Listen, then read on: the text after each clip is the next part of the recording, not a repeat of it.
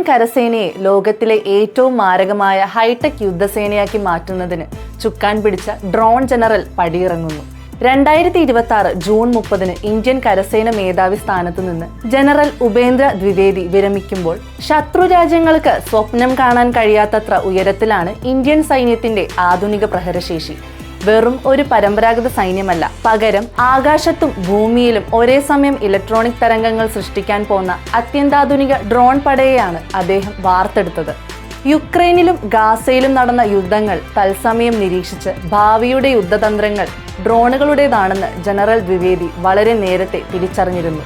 ശത്രു സൈന്യത്തിന്റെ നീക്കങ്ങൾ നിമിഷങ്ങൾക്കകം തകർക്കുന്ന ഇലക്ട്രോണിക് വാർഫെയറുകളും കൃത്യതയാർന്ന ഡ്രോൺ ആക്രമണങ്ങളുമാണ് ഇനി നിർണായകമാകുക എന്ന് മനസ്സിലാക്കിയ അദ്ദേഹം ഇന്ത്യൻ സേനയിൽ വൻ അഴിച്ചുപണിയാണ് നടത്തിയത്. ഇതിനായി Bhairav battalion, Ashni platoon, Divyastra battery, Rudra all arms brigades എന്നിങ്ങനെ കേൾക്കുമ്പോൾ തന്നെ ശത്രുക്കൾ ഭയക്കുന്ന മാരകമായ പ്രത്യേക സായുധ യൂണിറ്റുകൾ അദ്ദേഹം പൂജ്യത്തിൽ നിന്ന് കെട്ടിപ്പടുത്തു. വെറുമൊരു ആയുധ നവീകരണമായിരുന്നില്ല ഇത്. അതിർത്തികളിൽ ശത്രുക്കളുടെ വ്യോമ പ്രതിരോധം തകർക്കാൻ 50,000 അത്യാധുനിക ഡ്രോണുകളാണ് അദ്ദേഹം വിന്യസിച്ചത്. ഇന്ത്യയുടെ പ്രതിരോധ ശേഷി വിദേശ രാജ്യങ്ങളെ ആശ്രയിച്ചാകരുത് എന്ന കർശന നിലപാടുള്ള അദ്ദേഹം തദ്ദേശീയ ഡ്രോൺ നിർമ്മാണത്തിന് വൻ കുതിപ്പേകി. ഇതിനായി രാജ്യത്തുടനീളം 25ലധികം അത്യാധുനിക ഡ്രോൺ, കൗണ്ടർ ഡ്രോൺ ഹബ്ബുകളാണ് സ്ഥാപിച്ചത്. 500 കിലോമീറ്റർ പരിധിയിൽ വരെ കൃത്യമായി ആക്രമണം നടത്താൻ പോകുന്നതാണ് ഈ സംവിധാനം. കേവലം ഒരു സ്പെഷ്യൽ ഫോഴ്സിന് മാത്രമല്ല, ഇന്ത്യൻ സൈന്യത്തിലെ അവസാനത്തെ സൈനികന് വരെ ഡ്രോൺ സാങ്കേതിക വിദ്യയിൽ വിദഗ്ധ പരിശീലനം നൽകാൻ 25 തന്ത്രപ്രധാനമായ നയരേഖകൾ അദ്ദേഹം നടപ്പിലാക്കി. അതിർത്തിയിൽ ഇന്ത്യ അടുത്തിടെ വിജയകരമായി പൂർത്തിയാക്കിയ ഓപ്പറേഷൻ സിന്ദൂർ ജനറൽ ദ്വിവേദിയുടെ തന്ത്രങ്ങളുടെ ഏറ്റവും വലിയ തെളിവാണ്.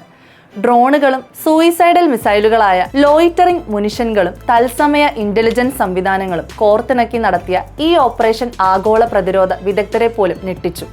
ഭാവിയിൽ ഇന്ത്യ യുദ്ധം ജയിക്കാൻ പോകുന്നതിന്റെ കൃത്യമായ ബ്ലൂ പ്രിന്റാണ് ഓപ്പറേഷൻ സിന്ദൂരിലൂടെ അദ്ദേഹം തെളിയിച്ചത്.